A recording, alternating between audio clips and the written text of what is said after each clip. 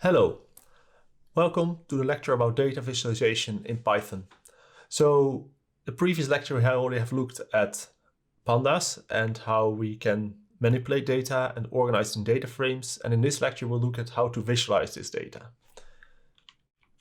So we will look at matplotlib, which is a library to do plotting in a similar style to what you can do in MATLAB. And then we also look at seaborn, which is a package which allows you to do very advanced visualizations very quickly.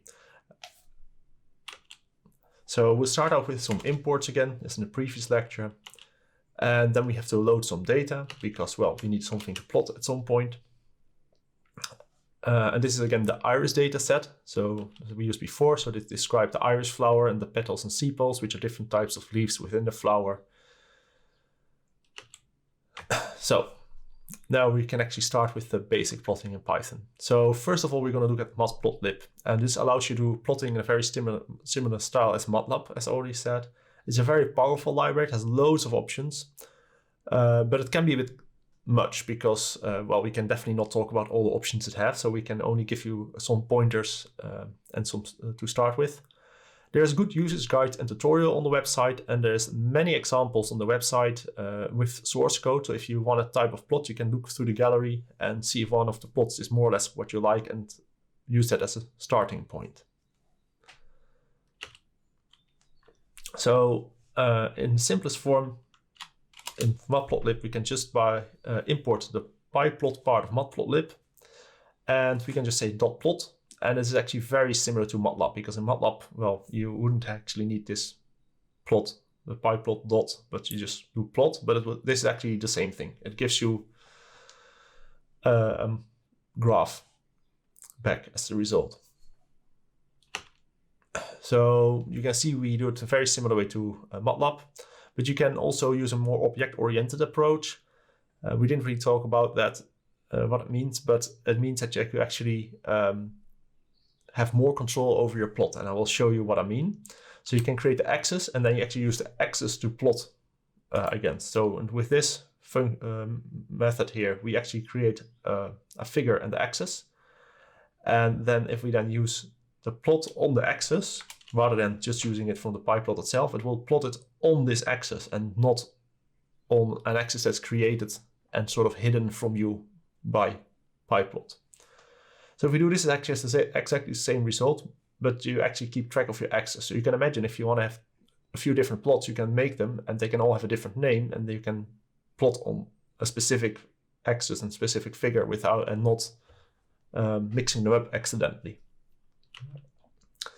So matplotlib has many capabilities, and it's good to know different parts of a figure. So there's a very useful image on the website, and it gives you a quick reference. So you can see we have the axis in a figure, and then we have a title, and we have an x-axis and a y-axis with major ticks and minor ticks, and the tick labels and minor tick labels, and we have the spines, and then you have the lines that you can have, and you have markers, which are scatter plots. You can have a grid, you can have a legend, and all these things are all controllable and configurable. So it's good to know all these terms. So if you ever wonder about how something is called, you can look at this image about what it is. Actually, if you want to see how this image is made, this is one of the examples on their example website. So you can actually go to their examples gallery and you find this image there, and you also find how it is created with matplotlib, because this image is made with matplotlib itself, including all the annotations with these little circles that they added.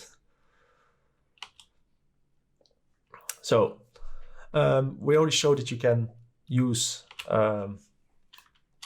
the subplots to create a figure and an axis. And you can see, well, we have an axis, and the axis is just an object of the axis subplot type. But as the name subplot might already hint you, is that you can actually use it to make multiple subplots in one figure. So we can actually do, for example, this, and we actually create one figure with 2 by 2 subplots. And you can see here that axis is now different, and it actually doesn't create a single axis subplot. It creates a numpy array of 2 by 2 axis subplots. If you now look at this is a 2 by 2 numpy array, and if you want to see the result of changing a plot, we have to do it in here because it plots it at the end of the cell here, so it won't update the plot otherwise. But we, for example, could say here axis, and then we can say 1.1 is, and then we can plot on there. So we could try to do this, and let's say 4.5, so we don't make it a straight line. And we can see if this works. And we can actually see that now we plotted in this specific figure. And this is the reason why I said it's nice to do this in this object-oriented way, because we specifically say that we want this axis to plot, and we don't tell PyPlot to plot somewhere. There's a different way of doing it as well, more like MATLAB, but I would actually recommend you to do it this way because this is a lot more explicit. As you can see, simple plots are similar to MATLAB, and you can plot the lines, set labels, and do all these things. So if we run this piece of code, it actually shows you that we can create a simple plot with a few different things here, and we set plot a few lines. We set the X label, the Y label, the title, the legend, and actually because of the presentation, sadly enough, it just kind of fell off. So let's see if we can remove the title here, and then we can see it. Yeah. So now we can see it, and you can see we set the label in this way, and we use and I prefer to use this way of plotting on the axis to make it explicit. So now we did some small examples. We can actually look at the iris data, and we can actually create a plot, and we plot the petal width against the petal length, and we put the sepal length, and we use the color, which is C, as the petal length, and this creates a nice little plot. And you can see we can just throw in this method directly the columns of a data frame. But there's actually another way of doing this, and this is, I think, even more elegant. We can actually say we want to use as the data the iris data, which is the data frame. And then for X, Y, and Z, we don't actually give it the column, so like a Panda series, but we just give it the string, which is the name of the column, and it actually knows to extract this data from the iris data in that case. And if we do this, this actually has exactly the same effect, but it looks quite elegant, I think, in the way you call it, and it's very readable. So now I want to talk a bit about seaborn. I'm not going to talk too much about it because there's, again, a lot of examples, but there's like some very cool built-in functions in there, which do some advanced plots very, very simply. So if you now want to get an overview of the data in our data frame, we can use a pair plot, for example. And we say the U is the species, so that's the color. And if I show you now what it does, you'll see that it's a very advanced plot with very little effort. It takes a little bit to plot because it's a big thing. Now I think if I, there we go. Now it shows it nicely. So you can see that we import seaborn, we just do the pair plot, we give the data frame, and we say the U is species, so the species is now a color, and you can see it in the legend. And what it does for every column against every other column, well, numerical column I have to say, because it can use numerical columns, it will actually gives you a scatter plot where you can see the two different columns plotted against each other. And for the single columns, it makes sort of a distribution plot, as you can see here. And this gives you a very nice overview of the data, like right away. And you can see, for example, the sepal length versus the petal length is like a really good classification for some of the, actually the petal length overall is a really good feature. And you can see it very easily here, and the petal width as well. So you can see that using that, we can do a pretty good classification already. So this gives you a very nice overview, and it's basically just one line of code, and it has these very cool plotting functions, and I have a lot more in there.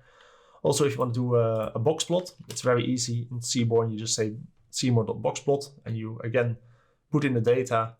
You say which is what axis is the X and Y axis, just in the same way so you can do it before, as I showed you in matplotlib, and it automatically formats it and everything, and it's quite nice. Now, what's interesting to know is that here you get an axis subplot as a result, and you can see that it is actually the same type of axis that you get from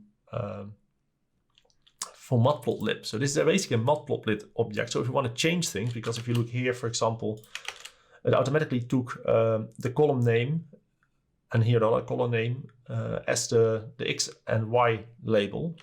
But if we want to set them like a little bit differently, we can actually do that just by the same functions that matplotlib would use. So we just say axis.setLabel, and we overwrite the label on the x-axis, the y-axis. We set a title, and you can see you can tune this plot afterwards, because it's basically just a matplotlib plot. It's just made for you, and it sets a lot of like little things for you, which is quite nice, I would say. So for more information, you can look at the seaborn tutorial or the sample gallery. And if you could have a quick look at the sample gallery, I can actually do that. You can actually see that there's like a lot of like plots, and there's some very fancy ones. They have these violin plots, which are kind of interesting if you want to see at distributions, but they have these joint plots where you can put distributions on data on the axis and then have a sort of map overview. They have like a lot of like interesting plots that you can make easily, and they look quite nice, I would say. So here with the pair plot that I already showed you before. So this is basically same that I already showed you before, but yeah, they have quite a few nice plots that you can very simply use in a very convenient manner. So I would advise you to have a quick look at it if you want to plot something.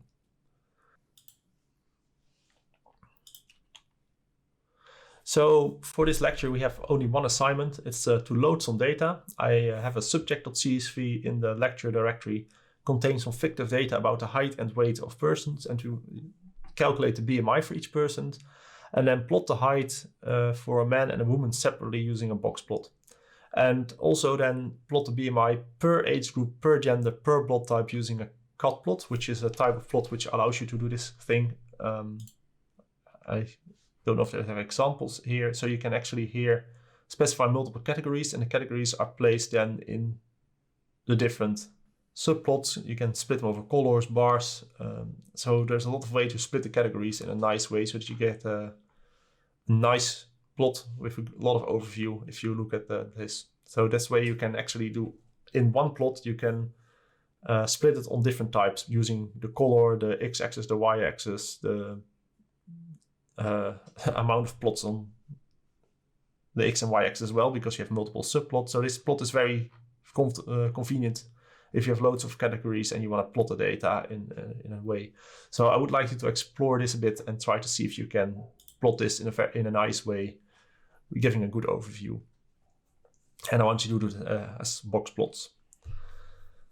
So good luck with your assignment. I think this plotting is something I can show you only the basics of, and actually if you want to make a plot, it's really important to just look for an example and just try it yourself. So that's why this assignment is just that, a way to make you try this, and hopefully that will give you a good starter for your final assignment. So thank you for your attention and good luck.